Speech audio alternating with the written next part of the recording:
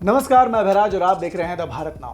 आज हम बात करेंगे बजट को लेकर, बजट 2023 को लेकर। इस बजट को वैसे तो कहा जा रहा है कि ये सरकार का नहीं बल्कि आम आदमी का बजट है, यानी कि आम आदमी के लिए खास तौर पर इस बजट को पेश किया गया है और उसी के हिसाब से इसमें बदलाव किए गए हैं। कुछ ऐसे बदलाव की इस बार के बजट में उम्मीद थी कि इस बार आम आदमियों के लिए खास तौर पर बजट निकाला जाएगा और वो इस बजट में शुरुआत होते ही साफ तौर पर देखने को भी मिला।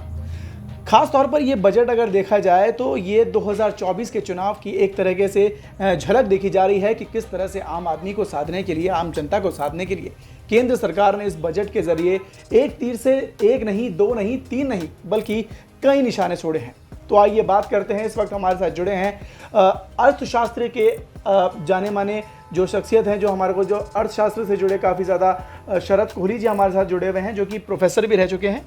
तो आइए उनसे जानते हैं कि बजट 2023 सही मायनों में क्या आम आदमी के लिए बजट लाया गया है या फिर इसके मायने कुछ और ही हैं। जी सर, बजट पेश हो चुका है, सबसे पहले कैसा लगा आपको ये बजट? बजट मेरे हिसाब से आम आदमी के लिए ही है जी। देखिए, इसमें समझने वाली बात यह है, जो मैं शुरू में ही कहना चाहूँगा कि बजट में अगर कुछ ऐसे प्रावधान नज़र आते हैं जी, जो कि ऐसा लगता है कि आम आदमी से सरोकार नहीं रखते हैं, बिल्कुल, तो वो भी आम आदमी के लिए ही होते हैं। फ़र्क ये होता है कि कुछ आम आदमी के लिए डायरेक्ट होते हैं, प्रत्यक्ष होते हैं, जी, कुछ अप्रत्यक्ष होते हैं। उदाहरण के तौर पर अगर मैं बात करूं, और सिर्फ इस सिद्धांत को समझाने के लिए, कि मान लीजिए बात करते हैं हम कि इनकम टैक्स में जो छूट दी गई, सीधा सीधा आम आदमी को सीधा ही जेब में पैसे जाते हैं। और एक जगह आप केपेक्स में 10 लाख करोड़ का जो कमिटमेंट किया गया है। अब केपेक्स क्या होता है? एयरपोर्ट्स बनाना, पोर्ट्स बनाना, सड़कें बनाना, स्मार्ट सिटीज़ बनाना, रेलवे स्टेशन बनाना, जितना भी बुनियादी ढांचा भारत का है जी, उसमें इन्वेस्ट करना, या मान लीजिए ग्रीन एनर्जी पे खर्चा किया जा रहा है, तो इसका लाभ भी इनडायरेक्टली आम आदमी के पास ही आ रहा है। तो पहली बात तो मैं अर्थशास्त्री होने के नाते ये बात बोलना चाहूँगा कि बजट का कोई भी प्रोविज़न ऐसा नहीं है जी, जो आम आदमी से सरोकार ना रखता हो। फ़र्क इतना होता है कि कुछ डायरेक्ट आम आदमी को सरोकार रखता है, मतलब सीधा सीधा उसका असर होता है, बिल्कुल, और बाकी सबका इनडायरेक्ट होता है। तो बजट बहुत अच्छा है मेरे हिसाब से। बजट में सभी क्षेत्रों को छुआ गया है। शायद ही कोई क्षेत्र है, महिलाओं से लेके, एजुकेशन से लेके, स्किल डेवलपमेंट से लेके, हेल्थ से लेकर, ग्रीन एनर्जी से लेके, स्टार्टअप से लेके, एमएसएमई से लेके, इंडस्ट्री को लेके, आयकर को लेके, जीएसटी तक की उसमें जिक्र की गई, जबकि जीएसटी काउंसिल के अंतर्गत होता है, पर जीएसटी से संबंधित भी बातें करी गई हैं। तो मुझे लग रहा है कि बजट आपके जीवन के हर पहलू को छूता है कहीं जाके, और एक आम आदमी का विकास कैसे हो। भारत, ये अमृतकाल का बजट इसको बोला गया। तो अमृतकाल के बजट का अर्थ है कि आपको ये अगले 25, 50, 100 साल की एक दिशा दिखाता है, मतलब एक long term budget, long term budget है ये जरूर। मैं कहूँगा यहाँ पर, सिवाय उन प्रोविजंस के जो कि 1 अप्रैल से, जैसे मैंने आयकर का जिक्र किया, जो अपना असर दिखाना शुरू कर देंगे, ये एक लॉन्ग टर्म बजट है, एक विजनरी बजट है। और मुझे इसमें अच्छी बात ये लगी कि बजट से पहले अटकलें लगाई जा रही थी कि क्या ये पॉपुलिस्ट बजट होगा। 9 राज्यों में इलेक्शन है इस साल, जनरल इलेक्शंस हैं पहली छमाही में 2024 के, तो क्या इसको पॉपुलिस्ट बनाया जाएगा, मतलब वोट बटोरने वाला बजट, अगर मैं आसान भाषा में बोलूं। तो मुझे लग रहा है कि ये सरकार ने अनेकों बार, बिना सरकार के पक्ष लेते हुए, मैं राजनीति से नहीं आता हूँ, जी, जी, तो मुझे लग रहा है सरकार इस चीज़ पे ध्यान नहीं देती है। हालांकि और कोई कहे कि जी आयकर की छूट भी अब क्यों दी, पहले क्यों नहीं दी, तो उसका जवाब भी बड़ा आसान है कि कुल 1.5 करोड़ लोग असल में टैक्स देते हैं। जी, रिटर्नें फाइल होती हैं 7 करोड़ 52 लाख, तो वो भी हम 1.5 करोड़ लोग जो असल में टैक्स दे रहे हैं, उनसे सरकार कितने वोट बटोर लेगी। 140 करोड़ की हमारी आबादी है, जिसमें 80 और 100 करोड़ के बीच में हमारे वोटर्स हैं, तो कितना सरकार उनसे 1.5 करोड़ लोगों से वोट। तो मुझे लगता है कि सरकार का फोकस वोट बटोरने पे नहीं बल्कि लॉन्ग टर्म। और मज़े की बात यह है कि जब हम लॉन्ग टर्म की बात करते हैं, इसमें से कुछ चीज़ों का लाभ आपको 2024 इलेक्शन के बाद दिखाई देगा। तो सरकार ने उसको भी माइलस्टोन नहीं कंसिडर किया कि हम एक लंबे और विकसित भारत की कल्पना कर रहे हैं, हम एक प्रगतिशील भारत की कल्पना कर रहे हैं, हम इसको इलेक्शन से कनेक्ट करके देख ही नहीं रहे। आम आदमी के लिए बजट 7 लाख रुपए की अब मतलब लिमिट भी बढ़ा दी गई है कि टैक्स में अब 7 लाख, लेकिन उसके साथ साथ कहीं इसके पीछे कुछ लूप होल्स भी डाल दिए हैं, जिसकी वजह से मतलब कहीं ना कहीं वो आम आदमी के समझ नहीं आ रहा। तो एक बार उसको ज़रा आप समझा दीजिए। नहीं, मुझे लगता है समझ इसलिए नहीं आ रहा क्योंकि आम आदमी टैक्स की कैलकुलेशन करना नहीं जानता है। पहली बार इसके लिए लोग एक्सपर्ट्स के पास जाते हैं, किसी चार्टर्ड अकाउंटेंट या किसी टैक्स के लॉयर के पास आप जाते हैं, या किसी ऑनलाइन पोर्टल की आप मदद लेते हैं। 7 लाख रुपए जो डाली गई है उसमें पेच ये है कि 7 लाख रुपए तक की अगर आपकी आय है, ये बहुत ध्यान देने वाली बात है, तक को मैं इन्वर्टेड कॉमर्स में डालना चाहूंगा। 7 लाख तक की अगर आय है तो आपके ऊपर कोई टैक्स नहीं, 0 टैक्स है। जो ही आप 7 लाख को पार करते हैं तो फिर वो जो स्लैब्स नए अनाउंस किए गए हैं बजट में, 0 से 3 लाख, 3 लाख से 6 लाख, 6 लाख से 9 लाख, वो सारे स्लैब्स एप्लीकेबल हो जाते हैं। तो 7 लाख तक 0 टैक्स है, बट जो लोग 7 लाख से फालतू कमा रहे हैं तो उन पे फिर टैक्स 3 लाख से लगना शुरू हो जाएगा। ये समझने वाली बात है। तो इसी को लेकर लोगों को लग रहा है भाई ये क्या पेच है। एक तरफ तो कहते हैं, मेरे पास ही कल बहुत सारे फोन आए, एक तरफ तो कहते हैं 7 लाख तक कोई टैक्स नहीं है, दूसरी तरफ आप बताते हैं 0 से 3 लाख, 3 से 6 लाख। तो ये कैसा प्रोविजन है। तो इसमें ये सेक्शन एक 87A होता है आयकर में। उस 87A ओल्ड रिजीम में भी ऐसा ही था, जो पुराने टैक्स का सिस्टम था उसमें भी ऐसा ही था। 0 से 5 लाख रुपए तक पे टैक्स नहीं लगता था। उसके बाद फिर जैसे ही आप 5 लाख पार करते थे तो 2.5 लाख से लगना शुरू होता। तो ये सिर्फ मुझे लग रहा है कि जब तक लोगों को समझ नहीं आता तभी तक के लिए पेच लग रहा है। इसमें कोई ऐसा पेच नहीं है। ये प्रोविजन सेक्शन 87A का आप ऑनलाइन भी जाके पढ़ेंगे तो आपको आसानी से समझ आ जाएगा। रोजगार पर इस बजट में काफ़ी अच्छे तौर पर ध्यान दिया गया। नए नए स्टार्टअप्स की बात की गई, मतलब स्किल इंडिया की बात की गई। लेकिन वहीं मनरेगा जैसी जो योजनाएं जो शुरू की गई थी, जिसमें रोजगार का सबसे मतलब मजदूरी लेवल पर अगर देखा जाए तो सबसे बड़ा योगदान रहता है मनरेगा का, लेकिन उसको लेकर कोई बड़ा बजट घोषणा नहीं किया गया। और साथ ही साथ मतलब और भी दूसरी चीज़ों के अंदर शिक्षा का बजट भी इस बार घटा दिया गया है। इन चीज़ों को लेकर क्या कहेंगे? देखिए, मनरेगा का ये सच है कि बजट करीब 1/3 कम हुआ है। और क्यों कम हुआ है मैं उसका कारण बता दूं। मनरेगा क्या है हमें पहले समझना होगा, जिन लोगों को नहीं पता है। 100 दिन आपको साल में काम मिलता है। आप मानेंगे नहीं, जब से मनरेगा लॉन्च हुआ, मैं स्वयं कुछ गांव में गया, शुरू की बात कर रहा हूं, जब कांग्रेस के टाइम मनरेगा लॉन्च हुआ था तो लोगों को रोजगार देना था 100 दिन का। कुछ जगह सिर्फ सड़कें खोदी गई, सड़क के किनारे खुदाई करी गई और उसको फिर भर दिया गया। मतलब जबरदस्ती आपको अब 100 दिन देना है, आप ऐसे फ्री में तो बांटेंगे नहीं, कुछ तो काम वो सुबह से शाम तक करेगा, लोगों को काम पे लगाना है। बिल्कुल। तो मैं मनरेगा को, ठीक है एक अच्छी चीज है जिन लोगों के पास रोजगार नहीं है, खासकर ग्रामीण क्षेत्रों में जी, पर मैं मनरेगा को कोई बहुत ज्यादा अनलेस कि आप मनरेगा का यूज किसी प्रोडक्टिव काम में कर रहे हैं जी। मैं मनरेगा को बहुत ज्यादा कारगर नहीं मानता हूं व्यक्तिगत रूप पे। मैं कोई मेरी राय से सहमत नहीं भी हो सकता है। मुझे लगता है कि लोगों को प्रोडक्टिव काम में लगाना चाहिए। और क्यों कम किया गया? क्योंकि केपेक्स, जिसको हम कैपिटल एक्सपेंडिचर कहते हैं, बुनियादी ढांचा, इंफ्रास्ट्रक्चर कहते हैं, जो नेशनल इंफ्रास्ट्रक्चर पाइपलाइन के अंतर्गत सरकार 100 लाख से भी ऊपर करोड़ का कमिटमेंट कर चुकी है। उसी के अंतर्गत जब आप 10 लाख करोड़ का बुनियादी ढांचा बनाते हैं तो आप क्या करते हैं? आप ब्रिजेस बनाएंगे, आप रोड्स बनाएंगे, आप हाईवेज बनाएंगे, आप नए पोर्ट्स बनाएंगे, नए एयरपोर्ट्स बनाएंगे। तो इसमें लोगों की जरूरत है कि नहीं है? ये सब लेबर इंटेंसिव काम है यहाँ पर। इनडायरेक्टली तो आप उनको, उनका काम बजाय मनरेगा में उनको 100 दिन के बांटने के, क्यों ना उनको 365 दिन का काम दिया जाए और उनको प्रोडक्टिव में लगाया जाना, ना कि आप खाली सड़क में गड्ढे खोदिए और उनको भरिए, या कहीं इतना ज्यादा काम का चीज नहीं वहां एक्टिविटी हो रही है। तो मुझे लगता है क्योंकि सरकार ने केपेक्स का एक्सपेंडिचर बढ़ाया, तो सरकार को लगता है कि रोजगार की समस्या को सबसे ज्यादा अगर कोई चीज इफेक्ट करती है वो केपेक्स करता है। और इस बार रिकॉर्ड 10 लाख करोड़ का एलोकेशन हुआ है। और मैं एक सिद्धांत बता देता हूं अर्थशास्त्र का यहाँ पर, जिससे लोगों को आसानी में समझ आएगा कि इससे रोजगार कैसे बढ़ता है। 1 रुपया सड़क पे खर्च किया हुआ 8 रुपए आपको दे के जाता है। इसको हम अर्थशास्त्र में इकोनॉमिक मल्टीप्लायर इफेक्ट कहते हैं जी।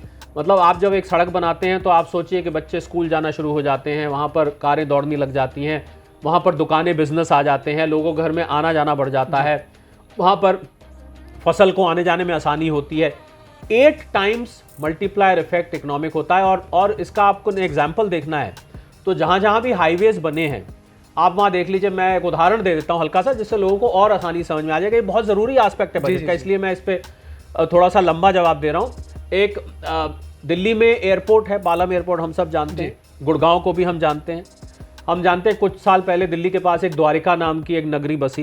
द्वारिका दिल्ली में ही लाया गया। जो लोग दिल्ली और एनसीआर क्षेत्र से जिन लोगों को सरोकार है वो समझ रहे होंगे। आप समझिए, अब द्वारिका और गुड़गांव के बीच में खुला जंगल इलाका था, मतलब बिल्कुल आबादी नहीं थी, कुछ नहीं था। एक द्वारिका एक्सप्रेसवे नाम की एक एक्सप्रेसवे बनाई गई आज से कुछ, हालांकि वो लेट चल रही है, बात अलग है, इस साल कंप्लीट हो जाएगी ऐसा उम्मीद रख रहे हैं। आप उस रोड पे अब जाइए, करीब करीब 80% वो कंप्लीट हो चुकी है। अभी वो चालू नहीं हुई है पूरी तरह से। उसके आसपास अरबों रुपए की प्रॉपर्टीज की आज डील हो रही है। लोग वहां रहने आ गए हैं, वहां मार्केट्स बनी है, मतलब रिहायशें वहां पर बन क्लब्स गई। बने। मतलब आप देखिए कितनी करोड़ों अरबों रुपए की इकोनॉमिक एक्टिविटी सिर्फ और सिर्फ एक हाईवे सड़क के बनाने निकलने से। एक और उदाहरण, यमुना एक्सप्रेसवे एक बना, जेपी ग्रुप ने बनाया, दिल्ली के पास ही, दिल्ली से आगरा जाता है, जी। आपको 2-2.5 घंटे में आगरा पहुंचा देता है। आज उस एक्सप्रेसवे की वजह से वहां एयरपोर्ट बन रहा है, जिसका की प्रोजेक्ट कॉस्ट हजारों करोड़ रुपए है। बिल्कुल। और एक एयरपोर्ट बनने से आप देखिएगा वहां कितनी, तो मुझे लगता है कि ये जो विकास के कार्य हैं, इनमें ये ना देखा जाए कि सड़कों में मजदूर लगेंगे, ये आपको कई और रोजगार के अवसर उत्पन्न करेंगे। इसको हम मल्टीप्लायर इफेक्ट कहते हैं। तो रोजगार के लिए मुझे लग रहा है कि इस, और देखिए सरकार का काम नौकरी सीधा देना नहीं है, सरकार एक एनेबलर का काम करता है। एनेबलर मतलब ऐसा माहौल बना दीजिए आप जहां पर रोजगारों का सृजन हो सके। सीधे सरकार का एक, अब आपने कभी बजट में अनाउंसमेंट नहीं सुनी होगी कि मेरा अगला अनाउंसमेंट है कि लीजिए हम 2 करोड़ लोगों को नौकरी पर रख लेंगे, ऐसा कोई बजट नहीं आता है। सरकार एनेबलर होती है, सरकार माहौल बनाती है जिसमें रोजगार उत्पन्न किए जाएं। अब बात करें कि ये तो थी मनरेगा, लेकिन इसके साथ साथ ग्रामीण विकास, जिसके अंदर मतलब पिछली बार से बजट घटा है, शिक्षा और साथ ही साथ स्वास्थ्य में भी, जो कि मतलब अगर बात की जाए आंकड़ों की, अगर हम बात करें तो आपको बता दें कि ग्रामीण विकास पिछली बार 5.81% था, जो कि अब घट के 5.29% हो गया है। शिक्षा में अगर बात करें तो पहले 2.64% था, जो कि अब घटकर 2.51% हो गया है। तो ये लगातार मतलब गिरावट किस ओर ले जा रही है? देखिए ये गिरावट, हमें इसको शेयर मार्केट की तरह नहीं देखना चाहिए। जैसे किसी शेयर की कीमत कल 500 रुपए थी, आज 450 रह गई, वहां पर आप समझ सकते हैं घाटा लोगों को हो गया। बिल्कुल। ये जो एलोकेशन होता है ये, और अब आपने कृषि ग्रामीण क्षेत्र की बात करी, तो ऐसे तो एक एग्रीकल्चर एक्सेलरेटर फंड की घोषणा की गई है।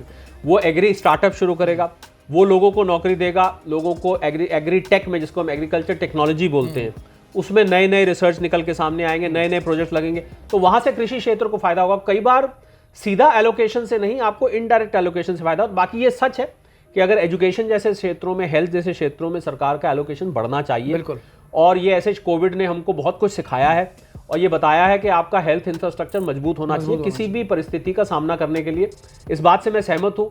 शायद ये घटने नहीं चाहिए थे। सरकारी स्कूल और प्राइवेट स्कूल के बीच में जो बहुत बड़ा एक गड्ढा है, उस गड्ढे को भरने की जरूरत है। क्यों एक प्राइवेट स्कूल का बच्चा पढ़ के निकलता है, वो ज़्यादा तरक्की करता है, एक सरकारी स्कूल वाले को उतने अवसर नहीं मिल पाते। मुझे लग रहा है वहाँ पर एलोकेशन ज़रूरी था। और सरकार के, पर इसमें एक बात जो मैं जोड़ना चाहूँगा कि हमें अब जो आपने पिछले 4-5 साल से एक नया ट्रेंड देखा है कि बजट एक अकेला साल का इवेंट नहीं होता। सरकार कई मिनी बजट साल में निकालती रहती है। उसके अलावा भी कई योजनाएं लेके आती है। हर बुधवार को cabinet committee of economic affairs मिलती है और वहां पर अलग अलग घोषणाएं प्रेस कॉन्फ्रेंस के माध्यम से की जाती हैं। तो मिनी बजट बड़े सारे आते हैं। कोरोना में तो आपने देखा करीब लगभग रोज या हर हफ्ते बजट आ रहा था। तो हो सकता है कि आने वाले महीनों में सरकार ने कुछ और इसमें पिटारे में छुपा रखा हो जो कि आगे, तो हमें बजट को एक एंड गेम नहीं मानना चाहिए। मतलब इसके अलावा भी, हालांकि ये बात ठीक है कि एलोकेशन एजुकेशन हेल्थ में मेरे अनुमान के हिसाब से ज्यादा होनी चाहिए भारत जैसे देश में जहां 140 करोड़ की आबादी है। अब एक सवाल और कि जिस तरह से मतलब बजट, अगर मतलब बजट की बात करें, इसके अंदर पेट्रोल को लेकर, पेट्रोल और डीजल की कीमतों को लेकर कोई खास तौर पर ऐलान नहीं किया गया। लेकिन पिछले कुछ वक्त में जो कि एक सरकार बहाना मार रही थी कि भाई क्रूड ऑयल की कीमत बढ़ रही है, उसकी वजह से पेट्रोल डीजल और वॉर की वजह से लगातार मतलब कीमतों में बढ़ोतरी हो रही है। लेकिन पिछले कुछ वक्त में ऐसा देखा गया कि मतलब जो क्रूड ऑयल है उसकी कीमत काफ़ी हद तक घटी है, लेकिन उसके बाद भी पेट्रोल डीजल की कीमतों पर उसका असर नहीं दिखा, वो अभी भी बड़े के बड़े ही हैं। तो इसको आप किस तरह से? बहुत अच्छा प्रश्न है। देखिए, दो लोगों को फायदा हो रहा है कीमतें घटने का अंतर्राष्ट्रीय बाजार में।